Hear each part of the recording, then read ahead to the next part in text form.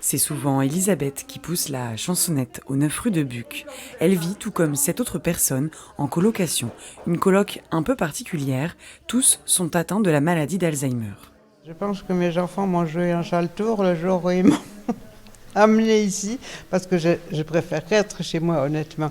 Mais pour tout dire, petit à petit, j'ai compris que dans cette maison, j'avais des relations, des affaires communes avec d'autres personnes, et que rester seule dans mon appartement, ce n'était pas une bonne solution, même si j'avais des amis à proximité. C'est que c'est un renouveau de la personnalité.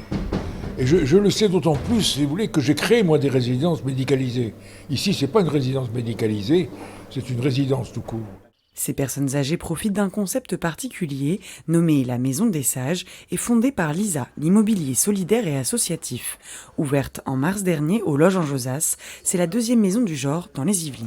On part du principe qu'une petite communauté de vie dans une maison ordinaire permet de déstigmatiser la maladie et de se centrer plutôt sur la personne et de permettre, plutôt qu'en EHPAD, d'avoir un gros collectif de 100 personnes, de 80 ou 100 personnes, où l'isolement et l'insécurité du domicile, de trouver un bon compromis entre la personne seule ou l'établissement, en permettant d'accompagner les personnes à leur rythme. 350 mètres carrés rénovés, un ascenseur créé, jardin, cuisine ou encore salon, salle à manger sont partagés.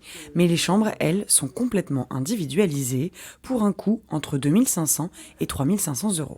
C'est vrai que colocation en France, ça n'a pas très bonne réputation, et puis on pense surtout aux étudiants, qu'on est comme chez soi, avec un service d'accompagnement qui sécurise, qui rassure à la fois le malade et les aidants, et qui permet aussi d'avoir des activités comme une vie ordinaire. Une vie ordinaire avec quelques règles toutefois. La journée est rythmée, toilettes, soins, temps de pause, entrecoupés de moments obligatoires, les repas en communauté.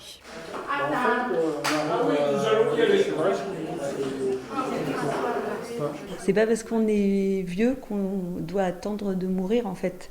On a le droit de vivre encore et de danser, de chanter, de faire la cuisine. Et en fait, cette stimulation par rapport à la maladie d'Alzheimer, il y a ces troubles de mémoire, mais ils sont en fait des personnes, si elles sont dans un cadre rassurant et protecteur, elles accueillent beaucoup la stimulation. Des activités sont aussi proposées aux colocataires, jeux de société, couture ou encore cuisine. Une colocation somme toute classique, un peu comme en famille.